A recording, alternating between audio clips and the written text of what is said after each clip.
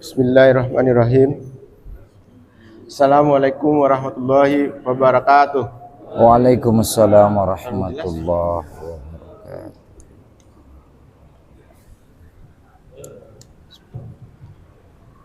Diulang Pak. Mic-nya kurang ini. Assalamualaikum warahmatullahi wabarakatuh. Waalaikumsalam warahmatullahi wabarakatuh. Ini aja nih. Alhamdulillahirrahmanirrahim. Alhamdulillahirrahmanirrahim. Wa bihi nasta'in ala umuri dunya waddin. Asyhadu an la ilaha illallah, asyhadu anna Muhammadan abduhu wa rasuluh. La nabiyya ba'd, amma ba'du. Rabbi shrah li sadri wa yassir li amri wa hlul 'uqdatam min lisani yafqahu qawli. Rabbi zidni ilman warzuqni fahma. Maha suci Allah, segala puji puja alhamdulillah.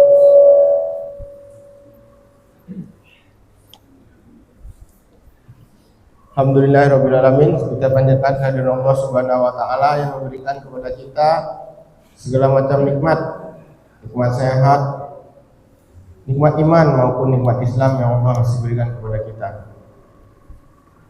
Selanjutnya, selawat dan salam kita sampaikan kepada baginda Nabi Muhammad sallallahu alaihi wasallam. Uswatun hasanah bagi kita dan kepada para sahabat serta umat beliau yang menjalankan sunnah baginda sampai akhir zaman.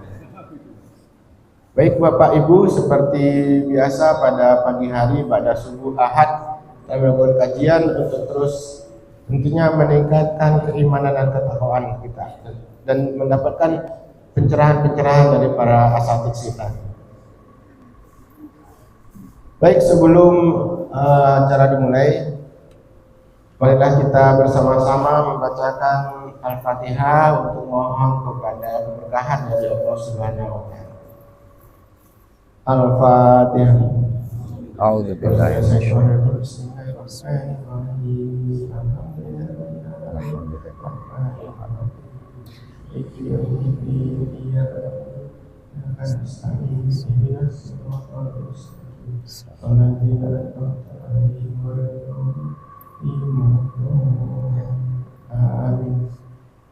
Amin ya rabbal alamin. Semoga kita semua yang hadir pada pagi hari ini dan juga keluarga-keluarga kita mendapatkan berkah Ramadan Allah Subhanahu wa taala.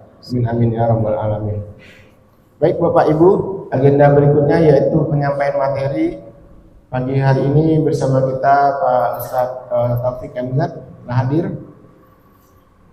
Beliau akan menjelaskan kepada kita mengenai tema tasfiyatun nafs ya. Untuk itu mari kita simak bersama supaya kita lebih mengenal diri kita. Jangan-jangan kita belum kenal nih sama diri kita sendiri gitu ya. Nah, kita simak bersama, nanti setelah itu ada diskusi atau waktu untuk tanya jawab kalau ada Bapak ini yang kurang jelas. Baik, kepada Pak Ustadz kita persilakan Pak.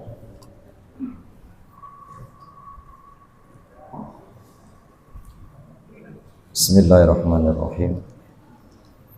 Assalamualaikum warahmatullahi wabarakatuh.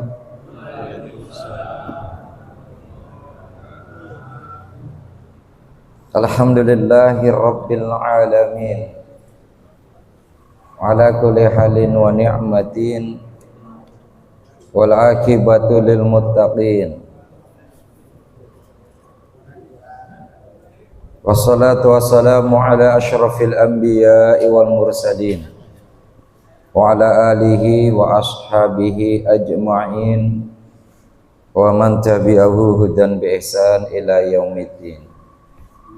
Qala Allah ta'ala fil Qur'anil Karim wa huwa asdaqul qailin. A'udzu billahi minasyaitonir rajim.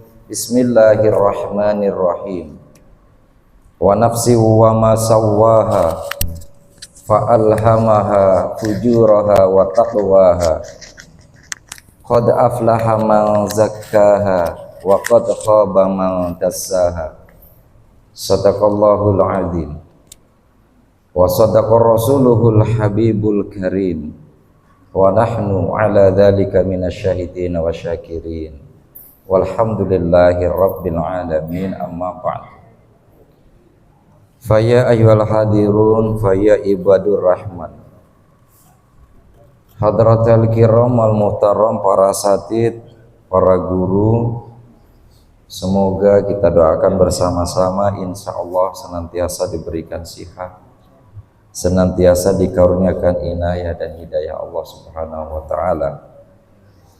Asy-Syaikh wal masyayikh, sesepuh, bini sepuh yang insyaallah mudah-mudahan kita doakan tetap istiqomah dalam beribadah dan mutmainnah dalam bermuamalah. Hadirin jamaah sekalian, jamaah Ahad pagi Masjid Al-Ikhlas yang insyaallah senantiasa dicintai dan mencintai Allah. Alhamdulillah, bersyukur kita kepada Allah Subhanahu wa taala. Allah karuniakan sehat kita, Allah berikan kita dengan haula, dengan kuwata. Maka sering kita sampaikan, sering kita ucapkan la haula wala quwata illa billah.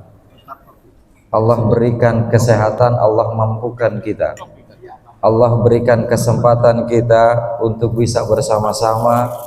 Mungkin sebagian di antara kita sudah melaksanakan rakaat demi rakaat di sepertiga malam dengan hajat, tahajud maupun witir dan lain sebagainya.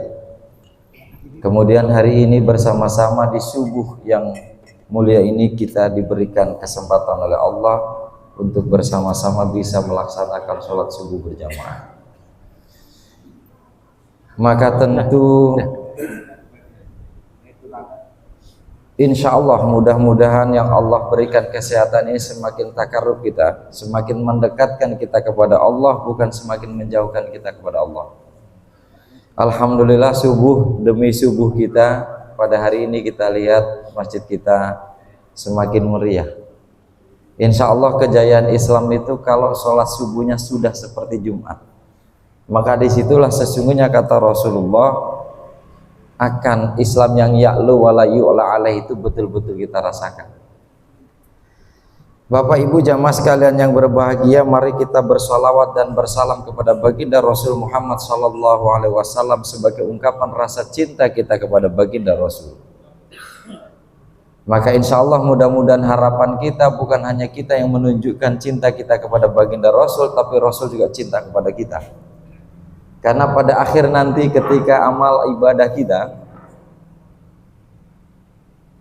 di sisi Allah Subhanahu wa taala tidak bagian dari yang diridhoi Allah Subhanahu wa taala, maka sesungguhnya syafaatul utma, harapan terakhir yang kita harapkan kalau kita dicintai baginda Rasul, kita mengenal baginda Rasul, insya Allah beliau juga mengenal dan mencintai kita sebagai umat yang senantiasa bersolawat. Jamaah sekalian yang berbahagia, insya Allah pada pagi hari ini, susahnya biasanya dikasih di sini, nih bukanya agak susah. Jamaah sekalian yang berbahagia, pada kesempatan pagi ini kajian kita dari Syekh Nawawi Al-Bantani yang mensyarah dari Ibnu Hajar Al-Asqalani dalam kitab Nasaihul Ibadnya. Maka insya Allah yang akan kita kaji bersama-sama, ada kerenan dikit.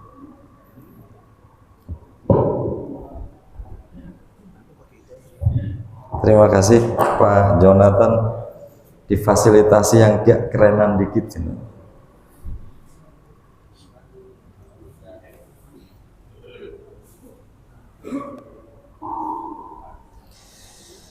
Mari kita mulai jamaah sekalian yang berbahagia pada kajian Ahad pagi ini dengan satu ungkapan atau quote. Man wa'adha akhahu sirran faqad nasahahu wazanahu. Barang siapa yang menasehati seseorang secara rahasia, maka sesungguhnya ia betul-betul telah menasehatinya serta memperbaiki perilakunya. Wa man wa'adahu alaniyatan faqad fadahahu wa syanahu. Dan barang siapa yang menasihati seseorang di muka umum, maka sebenarnya ia telah menjelek-jelekan dan membuka aibnya. Maka jamaah sekalian yang berbahagia, pengantar kita adalah kita seluruhnya. Siapapun kita, apapun latar belakang pendidikan kita dan siapa hari ini kita, Allah sampaikan dengan tegas. Wa nafsi wa ma sawwaha, dan sesungguhnya demi jiwa, kata Allah, yang Allah ciptakan dalam keadaan sama, yang Allah karuniakan tidak berbeda di antara satu sama lain. Persoalan jiwa, persoalan kebatinan yang Allah karuniakan kepada kita.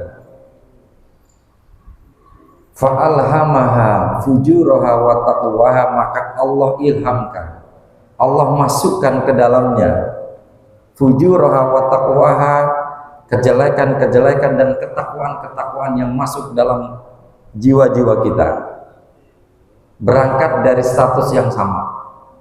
Maka kalau kita sering hadir di majelis taklim, sering hadir pada kebaikan-kebaikan, maka itu sesungguhnya kita mencari, sesungguhnya kita mengkondisikan diri kita untuk yang masuk dalam diri kita itu takwaha, nilai-nilai ketakwaan. Dalam rangka kita bersama-sama menjaga ketakwaan kita, maka kita harus berbaur dengan orang-orang baik dalam lingkungan kebaikan. Niat dari pagi doa kita adalah, ya Allah, temukan kita dengan orang-orang baik. Ya Allah, temukan kami dengan orang baik dan membawa kebaikan baik untuk saya, baik untuk keluarga dan untuk lingkungan serta untuk masyarakat lebih luas. Itu doa yang harus kita ucapkan.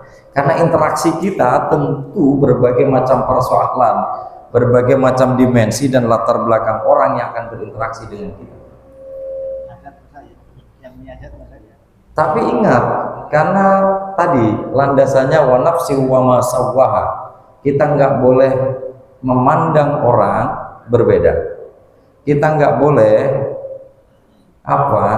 memandang orang ada yang inferior, ada yang superior. Oh, kalau ini biasa-biasa aja. Oh, kalau ini tokoh. Oh, kalau ini orang hebat. Karena sesungguhnya Allah karuniakan seluruhnya sama. Begitu juga fujuroha. Kapanpun, dimanapun, pasti fujur itu ada di sekitar kita. Bisa jadi niat nggak ada, tetapi karena kita dalam lingkungan, karena kita masuk dalam ritme, dalam irama itu, maka kita terbawa.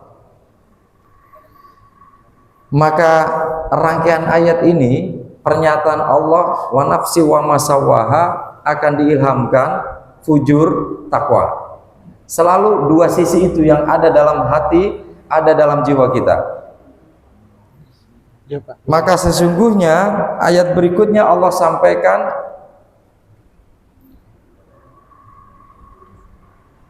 beruntunglah orang-orang yang senantiasa membersihkan jiwanya.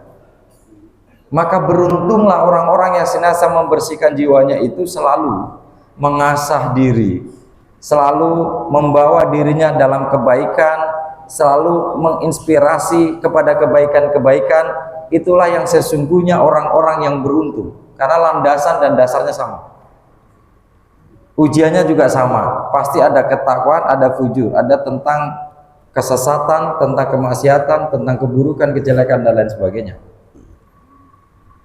Dan akan merugi orang-orang yang senantiasa mengotori. Hari ini, pagi ini kita bersama-sama di majelis taklim Al-Ikhlas, pulang ke rumah karena hari Ahad.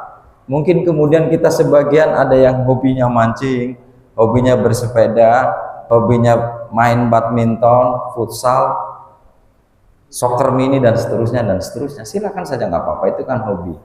Tapi kemudian jangan melenakan, jangan melewat, jangan kemudian melengahkan dengan segala urusan yang lebih penting.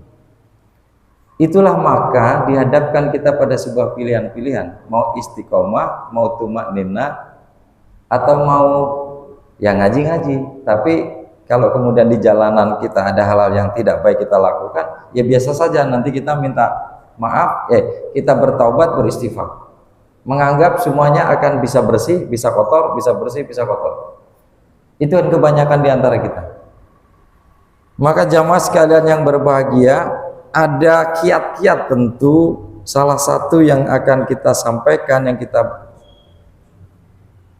bacakan pada pagi ini adalah apa yang disampaikan oleh baginda Rasul Muhammad sallallahu alaihi wasallam, al-maqalah ruwiya anin Nabi sallallahu alaihi wasallam, diriwayatkan dari baginda Rasul Muhammad sallallahu alaihi wasallam, man ahana khamsatan khasira khamsatan, barang siapa yang meremehkan 5 perkara, dia tidak menganggap penting 5 perkara, artinya bahwa meremehkan ada 5 golongan manusia yang meremehkan 5 perkara, maka dia akan mendapatkan kerugian dalam 5 hal, 5 perkara lainnya, atau rusak baginya hal-hal 5 tersebut, kira-kira gitu. Yang pertama, jamaah sekalian yang berbahagia, man istakhaffa bil ulama, barang siapa yang meremehkan, merendahkan, tidak menganggap penting, mengabaikan para ulama,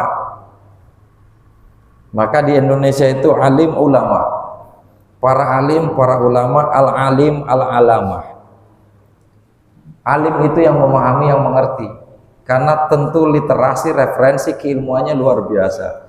Banyak para alim, ulama, al-alamah yang memberikan pemahaman dengan kebijakan, bisa menenangkan umatnya, memberikan mendeliver keilmuannya itu tentu biqadri ukulihim. Al-alim, al-alamah yang paham dan bisa memberikan pemahaman dengan kecerdasannya, itulah yang kita ikuti. Maka tidak gampang masuk Majelis Ulama Indonesia itu, tidak semua orang alim masuk. Karena kalau nggak dikaruniai al-alamah yang bisa memberikan ketenangan kepada umat, yang bisa memberikan pemahaman kepada umat, kan banyak Pak, orang pandai cendekia untuk dirinya, pintar untuk dirinya. Ya para profesor itu kan karena penelitian, karena sebuah kajian, pintar untuk dirinya, tapi belum tentu ketika ngobrol di masyarakat nyambung. Ketika dia menyampaikan banyak pikiran, banyak temuannya nyambung dengan masyarakat. Maka mending menjadi masyarakat biasa-biasa saja, tapi yang bisa nyambung dengan kanan kiri, bisa humble kepada para sesamanya. Kan sesungguhnya yang kita inginkan kan bukan khairun nas anfa'um linafsi, tapi khairun nas anfa'um linnas. Sebaik-baik orang adalah orang yang bisa memberikan manfaat kepada orang lain, bukan manfaat kepada dirinya. Yang pertama, jamaah sekalian yang berbahagia, barang siapa yang meremehkan man istakhaffal ulama khosiraddin, maka dipastikan dia akan mendapatkan kerugian dalam persoalan agama. Dengan siapa dia akan bertanya, dengan siapa dia akan meminta nasihat. Kepada para ulama dia mencibir, kepada para kiai, para alim dia tidak menganggap penting, tidak pernah bersilaturahim. Ketika dia kebingungan mendapatkan ujian hidup, dia bingung mau kemana, dia minta nasihat. Maka barang siapa meremehkan ulama atau tidak mengagungkan ulama atau tidak menganggap penting persoalan-persoalan ulama, tidak menganggap penting kajian-kajian pada para kiai, para asatid, para guru kita, maka rugi dalam urusan agama pasti.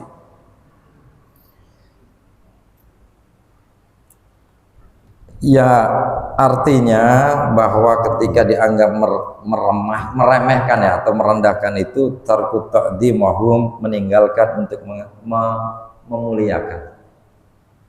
Kan boleh Pak, Rasulullah mengajarkan itu boleh memuliakan karena ilmunya, boleh memuliakan karena usianya, nggak boleh memuliakan karena hartanya, nggak boleh memuliakan karena jabatannya. Rasul ajarkan begitu. Maka tentu dengan para ulama merendahkan itu dengan tarku ta'dimah. Kita tidak menganggap, tidak mengagungkan. Mengagungkan itu bukan berarti juga tidak boleh ada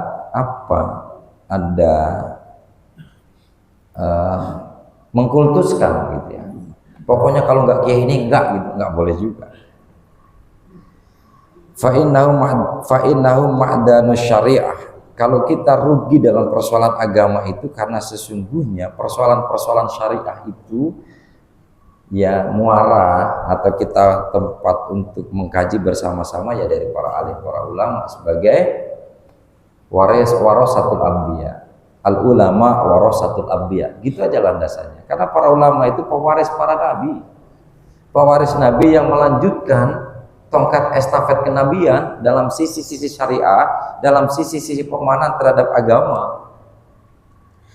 Dan berikutnya jamaah sekalian yang berbahagia, tentu secara seimbang, wa man istakhaffa bil umara, barang siapa yang meremehkan persoalan umara, barang siapa yang meremehkan terhadap pemerintah, al-muluk, khasirad dunia, maka dia akan mendapatkan kerugian persoalan duniawi.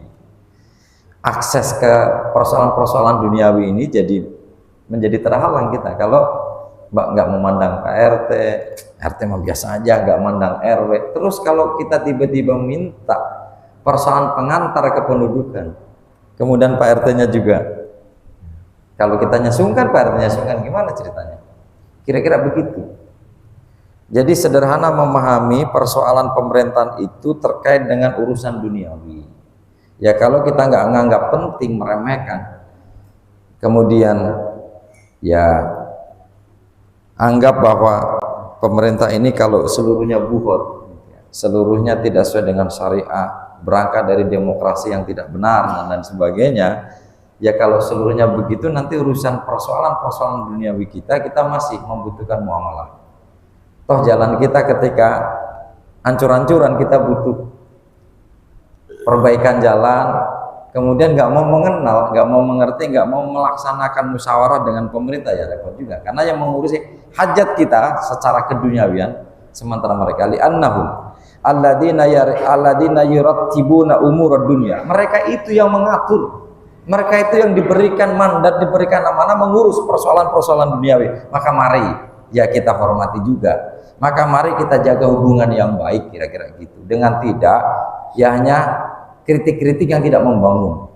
Kan banyak ya kritik yang tidak membangun, itu banyak. Asal tidak setuju kita sampaikan gitu. Yang bagus itu adalah kritik yang konstruktif.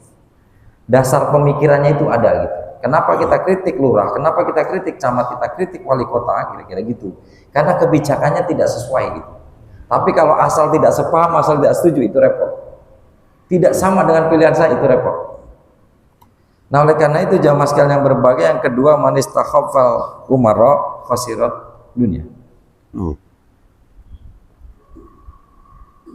Ya kan juga begini, mereka itu waza mamaha bi aidihim, mereka lah yang akan mengendalikan sementara 5 tahunan, kira-kira gitulah, mengendalikan kekuasaan yang akan mengatur hajat masyarakat. Yang ketiga, wa man istakhaffa bil jiran, ini penting Bapak Ibu jamaah sekalian berbahagia, siapapun kita gini, bisa jadi di antara tetangga kita ternyata pejabat, kanan kiri kita ternyata ada yang jadi anggota dewan, kanan kiri kita ada yang menjadi kepala dinas. Nggak penting Pak, siapapun mereka, tapi Rasul menyampaikan yang berikutnya adalah barang siapa yang meremehkan tetangga, bukan persoalan dia siapa, tapi Rasulullah SAW menyampaikan itu, man kana yu'minu billahi wal yaumil akhir, kira-kira gitu. Penting kan? Barang siapa yang ingin disebut dalam dirinya, barang siapa yang ingin dikatakan, barang siapa yang ingin masih ada dalam dirinya orang yang disebut dengan beriman kepada Allah dan beriman kepada yaumul akhir, falyukrim jarahu, maka muliakan tetanggamu, maka muliakan tetangganya. Wa man istakhaffa bil jiran, yang meremehkan tetangganya, maksudnya al-mujawarina fil masakin min jami'il jihad, yaitu tetangga yang dari berbagai macam arah. Tetangga itu jangan hanya dilihat kanan kirinya gitu Pak Ibu sekalian, tempat kita tinggal dari berbagai macam arah, ada belakang, ada depan, ada samping kanan, samping kiri, itu tetangga Pak. Maka kadang-kadang Bapak Ibu sekalian, kita baik kepada yang kita bisa toleh. Begitu ngeliat kanan kita bisa berbagi nasi goreng, lihat kiri kita bisa bikin mie goreng kemudian kita antar, tapi depan nggak kita perhatikan, belakang kita abaikan, berarti belum sempurna kita bertetangga Pak. Maka usahakan setidak-tidaknya kalau kita mengantarkan ke kanan, ke kiri, depan juga jangan sampai tidak diantarkan. Adanya 2 kita bagi 4 Pak. Kira-kira gitu. Yang tadinya 1-1 ya setengah-setengah nggak apa-apa. Yang penting tidak menyinggung. Yang penting bahwa kita bisa adil. Karena apa? Barang siapa yang merendahkan persoalan tetangga, khasirul manafi', maka dia akan rugi dalam hal persoalan kemanfaatan. Kita nggak pernah tahu dari mana kita ditolong oleh Allah, tetangga mana yang memberikan manfaat kepada kita. Artinya bukan berarti saling memanfaatkan, bukan berarti karena dia baik maka kita baik, yang tidak baik ya kita tidak perbaiki, kira-kira gitu. Yang asas manfaat, kalau bahasa ekonomi itu siapa yang bisa memberikan apa dalam prinsip ekonomi itu, yang keuntungan sama-sama itu, memberikan keuntungan yang sama, kerjasama yang saling menguntungkan, simbiosis mutualisme lah, kira-kira gitu. Yang enggak gitu juga. Oleh karena itu Bapak Ibu jamaah sekalian yang berbahagia, kita boleh punya saudara hebat, saudara yang banyak. Saudara kita yang jadi dokter, saudara kita yang jadi anggota dewan, saudara kita mungkin yang jadi pejabat. Tapi ketika persoalan tetanggaan, persoalan lingkungan kita sakit, emang saudara kita yang dokter datang duluan. Tetangga kita, Pak. Begitu rumah kita katakan ambruk, emang saudara kita yang kontraktor datang duluan, Pak. Tetangga kita yang bantu nyingkirin, Pak. Ketika kita butuh sesuatu, kita kemalingan, emang saudara kita yang jadi polisi, yang jadi tentara yang datang duluan, Pak. Tetangga kita yang menghibur, Pak. Tetangga kita yang membantu, Pak. Tetangga kita yang menenangkan. Maka mari sama-sama, bukan berarti azas kemanfaatan, tapi yang bisa memberikan manfaat yang lebih cepat adalah tetangga. Maka jangan pernah meremehkan tetangga. Jangan pernah meremehkan urusan tetangga. Nggak menganggap penting gitu, Pak. Nggak peduli kepada tetangga. Tetangga kita lagi ada apa, nggak peduli, Pak. Ibu sekalian. Maka yang kedua adalah wa manis takhaffa bil jiran khasiral manafi. Artinya al khairat allati yatawassalu biha ilal matlub. Maka dari kebaikan-kebaikan yang menjadi wasilah di antara satu sama lain, dan yang kan kita mengharapkan sebetulnya, Pak. Matlub itu mengharapkan. Maka bahasa matlub itu sering gini, Pak. Kalau kita bertamu gitu, ini bahasa-bahasa pesantren, bahasa-bahasa orang-orang Arab itu enak sebetulnya, Pak. Bahasa pesantren itu begitu duduk, kita bertamu, mau minum apa, Pak? Mau minum apa, Mas? Kopi, teh? Ya, seikhlasnya saja. Maka dihidangkan kopi, teh, makanan banyak. Hadza wal matlub. Ya ini yang diharapkan, kira-kira gitu. Kan tuan rumahnya nggak tahu, Pak. Begitu kita mau hadza wal matlub. Ini yang diharapkan. Hadza min fadli rabbi. Inilah keutamaan dari Allah Subhanahu wa taala. Ruwiya annahu sallallahu alaihi wasallam, diriwayatkan dalam hadis yang lain, wa qala walladzi nafsi biyadihi la yu'minu 'abdun hatta yuhibbu li jari ma yuhibbu li nafsi. Rasulullah dalam hadis atau dalam riwayat lain menyampaikan, demi Allah atau demi zat yang diriku dalam genggamannya. Bayangkan saking pentingnya persoalan, Pak. Begini, baginda Rasul Muhammad SAW itu kalau dalam hal yang sangat urgent, sangat penting, dia menyandarkan kepada Allah. Demi Allah, demi zat yang aku dalam genggamannya. Berarti langsung, Pak, menghubungkan kita sebagai abd dengan ma'bud yang disembah, dengan makhluk sang kholik yang menciptakan. Berarti penting.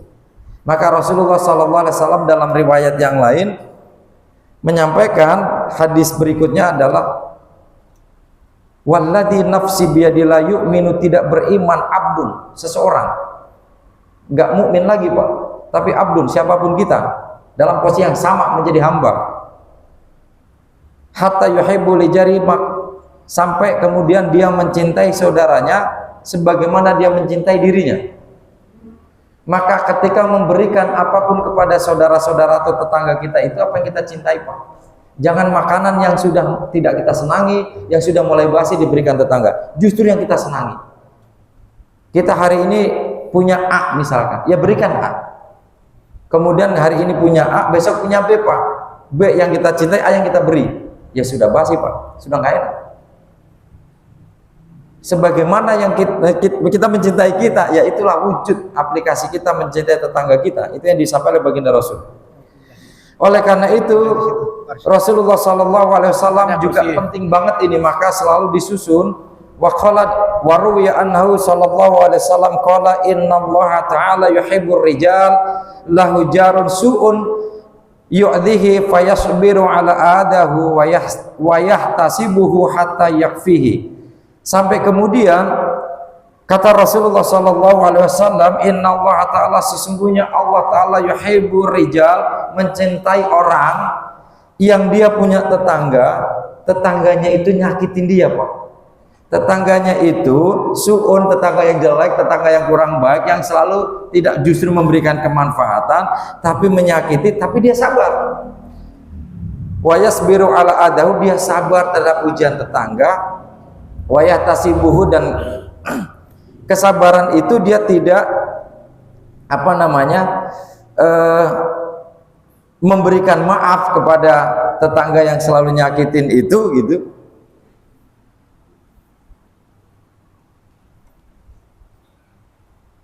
Memberi maaf tetangganya, sampai katakan begini, hatta yakfilahu bihayatin au mautin, maka sampai tetangga itu Allah sudahi, atau Allah ya meninggal atau hidup. Jadi gini, kata Rasulullah, Allah akan mencintai seseorang yang punya tetangga kurang baik, yang selalu menyakitinya, tapi dia sabar, dia memaafkan sampai, ya artinya sampai dia pindah gitu, Pak. Hidup itu baik meninggal atau hidup, ya sampai dia berinteraksi terus sampai meninggal, atau dia sampai pindah, kira-kira gitu. Kan orangnya masih hidup tapi pindah. Begitu, Pak, kira-kira. Sampai kalau kita memahami ini, sampai pasif, Pak. Pasif itu kita dituntut untuk lebih memahami dan mengerti, Pak. Itu pentingnya bertetangga. Kita punya tetangga jelek, jangan dibalas jelek. Rasulullah menyampaikan justru di situ ujiannya, Pak. Kita itu tidak pernah berpikir dan meminta kepada Allah dari mana kita dilahirkan, maka menjadi apa kita kemudian, dan hidup di mana kita. Maka ketika kita punya tetangga yang baik, lingkungan yang menyejukkan, itu rezeki, Pak. Bukan hanya sekedar rezeki yang diberikan oleh Allah Subhanahu wa taala berbentuk sehat, berbentuk rezeki yang ada di rumah tangga kita. Lingkungan kita baik, itu rezeki. Lingkungan kita nggak baik, itu ujian. Maka kalau kita sabar dan memaafkan, insya Allah itu yang dikehendaki oleh baginda Rasul Muhammad SAW. Berikutnya yang keempat, ingat, jangan pernah meremehkan ulama. Kita rugi dalam persoalan urusan agama. Meremehkan urusan pemerintahan kepada umar, kita rugi persoalan duniawi. Meremehkan persoalan-persoalan tetangga, kita pasti nggak akan mendapatkan kemanfaatan di antara kehidupan yang kita bangun bersama-sama. Dan yang keempat, wa man istakhaffa bil aqraba khasiral mawaddah. Barang siapa yang meremehkan persoalan terhadap keluarga, aqraba itu keluarga, min arham, dari garis arham, keturunan, nasab, darah. Atau bahasanya begini, yang meremehkan urusan istri, pasti dia akan mendapatkan kerugian khasirul mawaddah, kasih sayang. Istri gak pernah diperhatikan, Pak. Dari mulai kita menikah sampai sekarang pakai bedak mambu aja, Pak. Tuh, ketawa, merasa tuh ya Bu ya, nggak pernah dibelikan yang mahal-mahal gitu, ya minimal wardah lah, kira-kira gitu. Nah, oleh karena itu dari dulu kemana-mana pakainya cincin mas kawin aja, udah nikah 30 tahunan lebih, Pak. Anniversary nggak pernah diberikan apa kalung, kayak pas katakan miladiahnya nggak diberikan apa gitu, Pak. Itu direm, padahal rezekinya ada. Kalau nggak ada sih nggak apa-apa rezekinya. Begitu juga istri, meremehkan persoalan suami pulang kerja nggak disapa dengan senyum, nggak dibikinin teh, pulang ngaji ya, apa tadi temanya, udah minum, udah di masjid malah lengkap, ya udah tidur lagi baik gitu, nggak pernah dihormatin misalnya. Maka orang-orang yang seperti ini akroba, bahkan ini Rasul tempatkan yang keempat, kira-kira gitu ya. Tapi tidak kalah pentingnya barang siapa remehkan terhadap keluarga atau persoalan anak. Di apapun kesibukan kita, Pak, sempatkan berdialog, sempatkan berdiskusi. Anak-anak kita itu, Pak, jangan serahkan kepada guru-guru kita di sekolah. Udah pasrah saja. Di rumah tanggung jawab kita, Pak, guru itu cuma nggak lebih dari 8-9 jam. Tapi sisa 12 jam, sisa 11 jamnya tanggung jawab kita, Pak. Sesibuk apapun kita, Bapak Ibu jamaah sekalian berbahasa, sempatkan dialog sehingga kita mengukur, kita tahu persis perkembangan, pertumbuhan dan juga kejiwaan anak kita, Pak. Jangan tiba-tiba kita nggak dikenal, kita pulang anak kita lari. Kita pulang anak kita bukan segan, bukan pengen dialog, bukan pengen dekat, Pak, tapi takut. karena nggak pernah disapa, tapi takut dikit-dikit mau minta duit sama ayahnya lewat bundanya, misalkan gitu, lewat istri-istrinya, lewat ibunya. Kita kan ketemu di tengah kerja Pak, dia sekolah, kita kerja pulang, sudah sama-sama tidur Pak. Sempatkan, kalau bahasa quality time atau apa gitu ya. Tetapi sempatkan, walaupun waktunya sedikit, tapi sempatkan dia duduk bersama, duduk bareng gitu, ngobrol sambil makan cireng bareng-bareng. Enak ya nak cirengnya. Kakak suka nggak sambal yang begini? Sederhana Pak, tapi dia merasa disapa. Kan lebay banget ya, orang tua makan cireng aja nanya-nanya sambal gitu. Tapi kan anak-anak kita itu pertumbuhan begitu-begitu aja senang Pak. Walaupun sudah kuliah, tiba-tiba kita gorengin telur gitu Pak. Udah kuliah pulang, kita gorengin telur, kita bikinin mie, itu senang Pak. Senang itu gini, merasa bahwa oh ternyata gorengin pisang gitu Pak. Pisang dipotong-potong, digorengin. Sebetulnya gosong-gosong dikit dia juga enak loh ya, enak gitu misalkan. Enak loh gitu, oh, bunda enak loh gitu. Makanya diajak gitu ya. Khasiral mawaddah ahlaka mahabbata, maka akan rusak hubungan hubungan mawaddah, hubungan kasih sayang diantaranya kalau kita meremehkan urusan kita, urusan istri, urusan anak-anak udahlah masing-masing punya urusan, yang kuliah punya urusan kuliah, yang sekolah menengah atas urusan menengah atas, yang sekolah dasar urusannya dasar, atau anak-anak nggak bisa begitu Pak. Bapak Ibu sekalian, maka jangan pernah meremehkan urusan-urusan persoalan-persoalan kedekatan. Begitu juga walaupun kita punya kakak, punya tante, punya saudara agak jauh, tapi masih di sekitar Jabodetabek, walaupun seminggu 2 minggu sekali kunjungi Pak. Datang ke sana berkunjung untuk menyambung silaturahmi. Yang kelima atau berikutnya, wa man istakhaffa bi ahlihi. Oh saya salah tadi ya. Akroba itu saudara ya, mawaddah. Nah baru wa man istakhaffa bi ahlihi, dan barang siapa yang tidak menganggap atau meremehkan persoalan ahli keluarganya, zaujatihi, hubungan suami istri, khasiratibal ma'isyah, maka akan hilang, maka akan rugi dalam urusan mencari rezeki. Begini Bapak Ibu jamaah sekalian yang berbahagia, kita sering ailadzatil maksabil ladzi ya'ishu bi sababi. Kita sering mendengar di balik kesuksesan seorang laki-laki ada seorang perempuan yang mendoakan, yang mendorong. Kan gitu ya. Maka Soekarno istrinya banyak karena tugasnya banyak Pak. Dalam masa-masa revolusioner perjuangan. Sudahlah, apologi atau tidak, kira-kira gitu. Pak Harto, Pak hebat 32 tahun berkuasa, kira-kira gitu. Putin meninggal, lemah. Maka 98 mahasiswa mencari-cari, Putin udah meninggal, udah demo pasti jatuh tuh Soeharto, termasuk saya. Pak Habibie hebat, teguh, gagah. Bu Ainunnya meninggal, gitu. Ya udah nggak semangat dalam hidup, demotivasi lah kira-kira gitu. Siapa lagi? Pak SBY hebat, luar biasa gitu ya, jenderal pemikir yang jadi presiden 2 periode. Bu Aninya meninggal, hanya diabadikan menjadi klub voli. Saking cintanya, Love Ani, juara Liga Voli Indonesia. Tapi kemarin kalah sama Bang Babel gitu. Atau Stin Bin.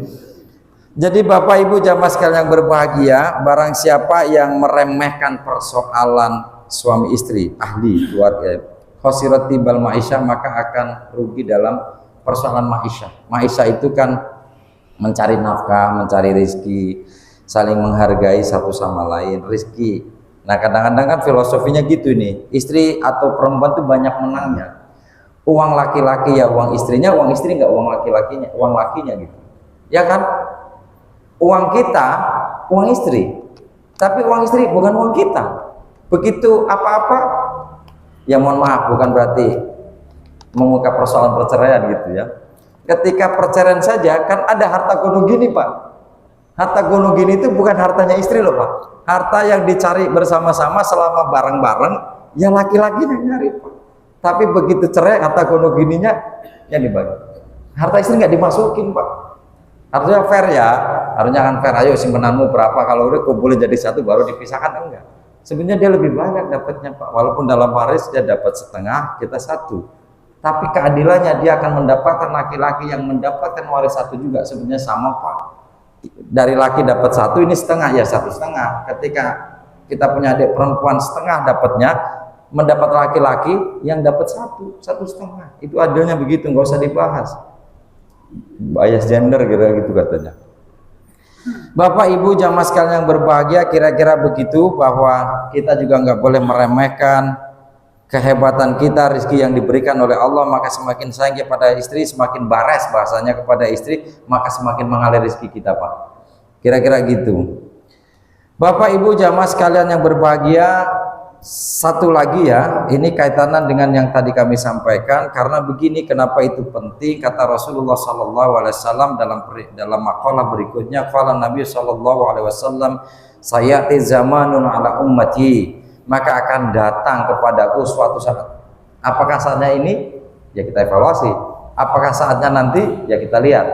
Kata Rasulullah, sayati itu kan fi'il mudhari yang lil am untuk secara umum, dan juga zamannya itu kapan gitu. Sayati zamanun, akan datang suatu masa, suatu saat, ala ummati, terhadap umatku, yuhibbuna khamsan, dia mencintai 5 perkara, 5 hal gitu, wa yang sunnah khamsan, dan dia melupakan 5 hal lainnya.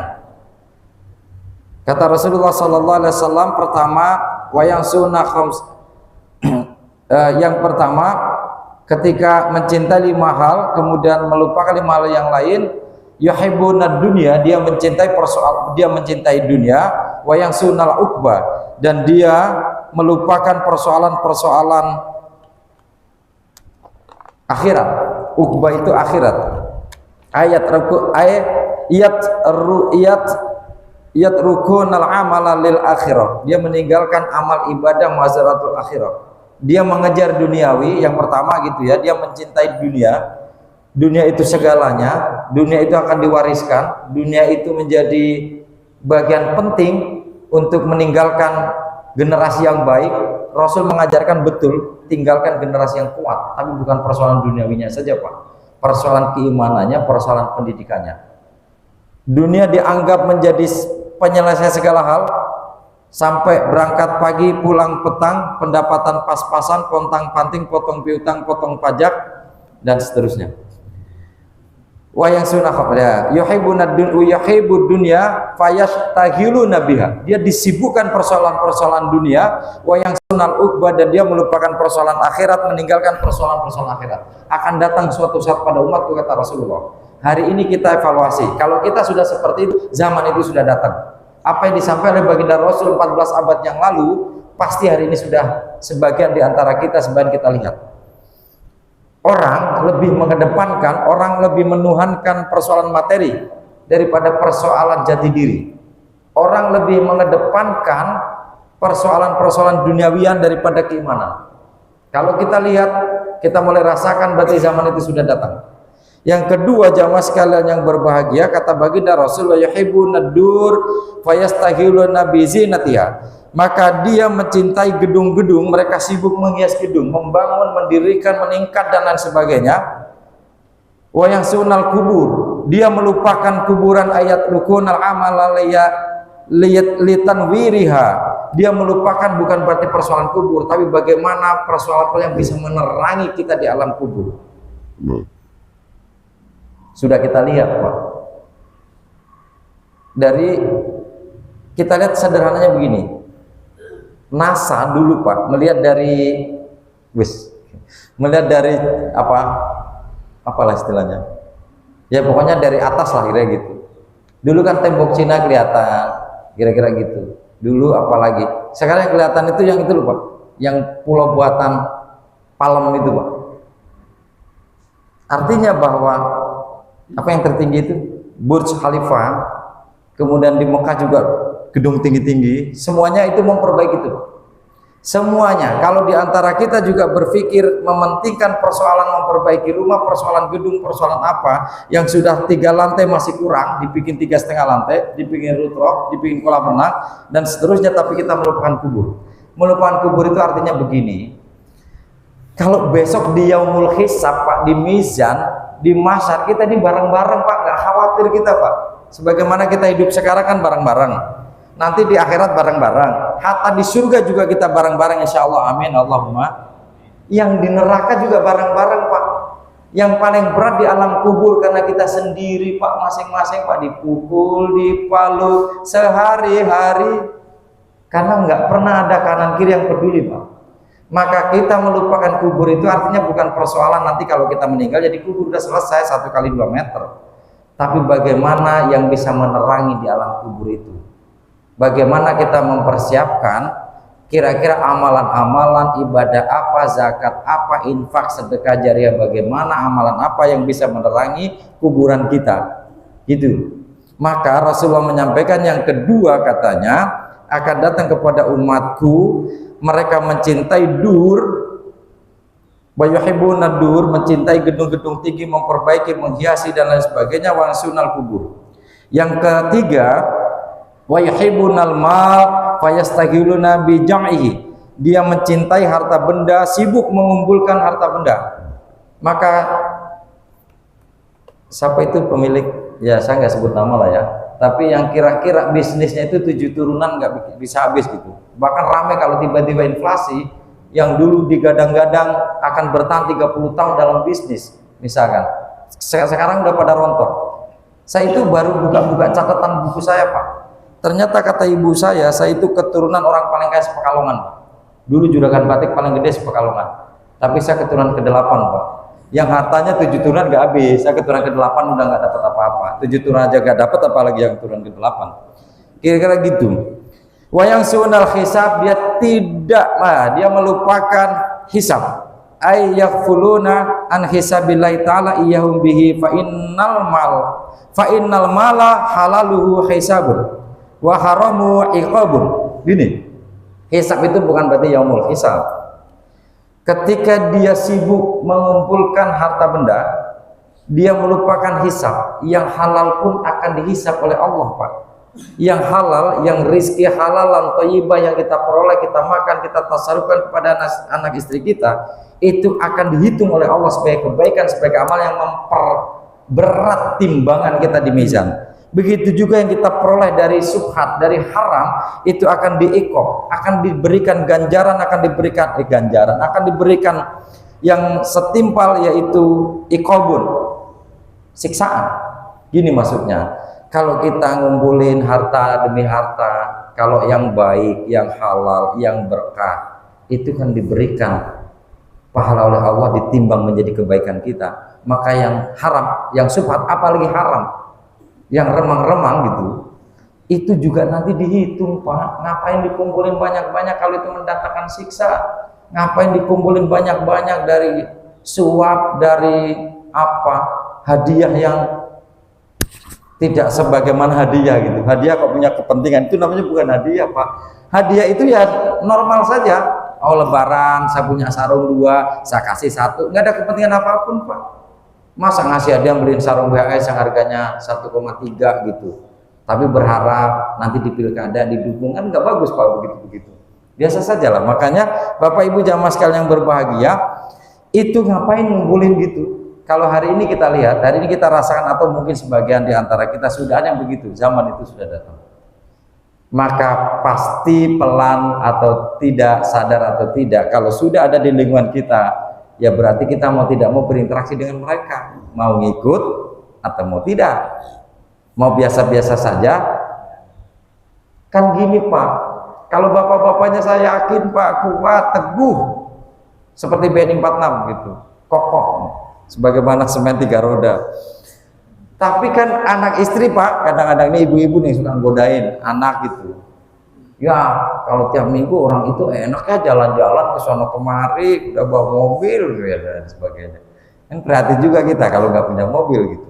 Anak udah 6 misalkan, naik motor 3 aja nggak cukup kira-kira gitu Pak. Kan boncengan-boncengan semua, berarti kan kalau 3. Nah gitu-gitu Pak. Nah oleh karena itu jamaah sekalian berbahagia, yuk ibu-ibu bapak, terutama ibu-ibu ini, kalau sudah mendengar begini, maka semua hal yang ada diamanatkan oleh Allah untuk kita, itu pasti ada perhitungannya. Sarung yang kita pakai juga dihitung, buat apa, dari mana asalnya. Sarung kemudian buat kalungan doang, buat ronda doang, buat judi gitu ya. Kan banyak Pak sarung kan, orang judi pakai sarung. Karena ngerugupin biar kalau ada tetangganya nggak ngeliat gitu. Celana dibuat untuk apa misalnya. Yang berikutnya jamaah sekalian yang berbahagia, wa yuhibbunal iyal. Yang keberapa ini? Wa yuhibbunal iyal ay ahlal bait, dia mencintai keluarga. Dia mencintai keluarga. Wa yang sunal hur, dia melupakan bidadari fil jinan, dalam surganya. Jadi gini, istri kita itu insya Allah menjadi bidadari yang sampai, maka apa sih itu bahasanya, surga itu kamu, duniawi juga kamu, gitu ya. Romantis makan rokok minum gratis. Kalau mencintai itu jangan berlebihan Pak, mencintai karena Allah, karena dia akan melupakan bidadari surga. Sebetulnya juga di surga itu bidadarinya ya istri-istri kita. Wa yuhibbunan nafsa wa yansunallah. Nah ini yang disebut tadi oleh Pak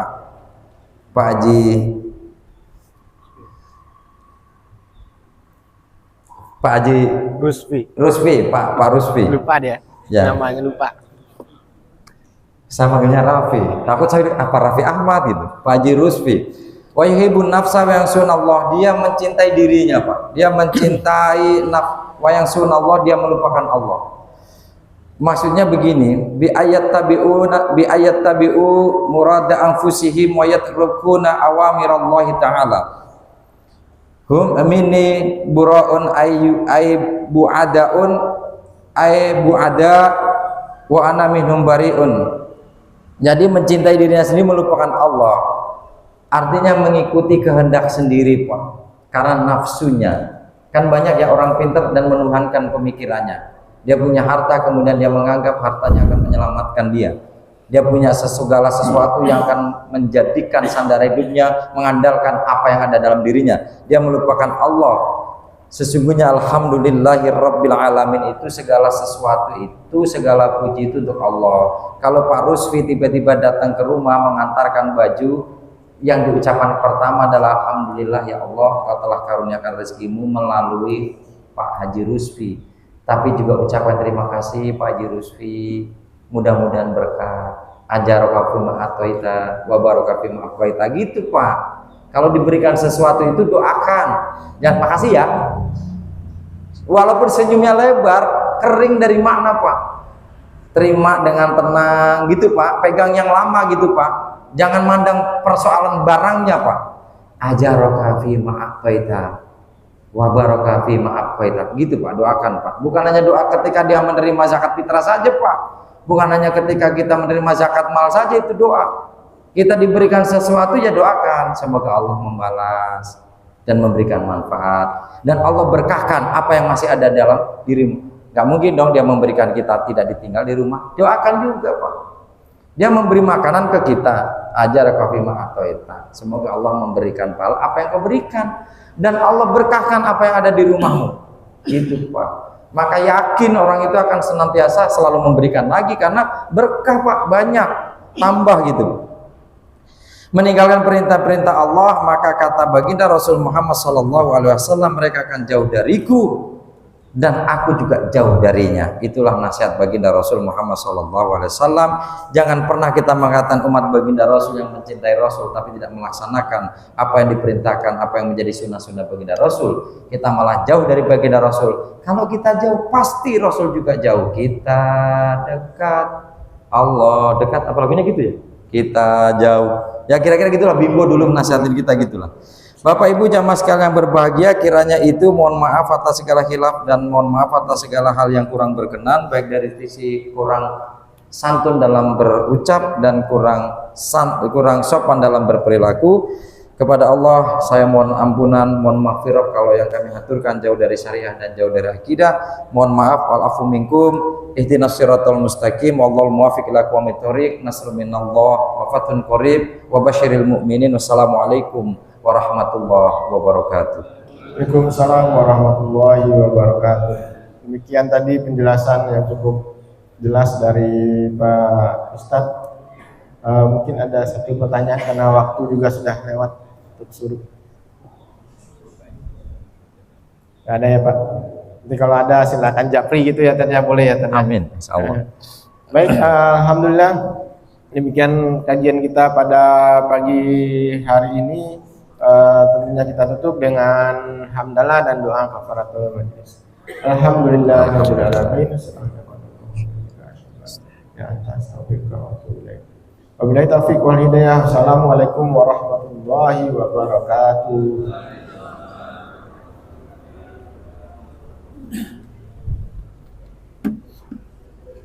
Gak nyala loh ininya. Iya, kurang kelas ya. Nah. Waduh, banyak amat ini. Ada 3 Tat. Ada 3 ya Pak Haji. Ada 3 Pak Haji.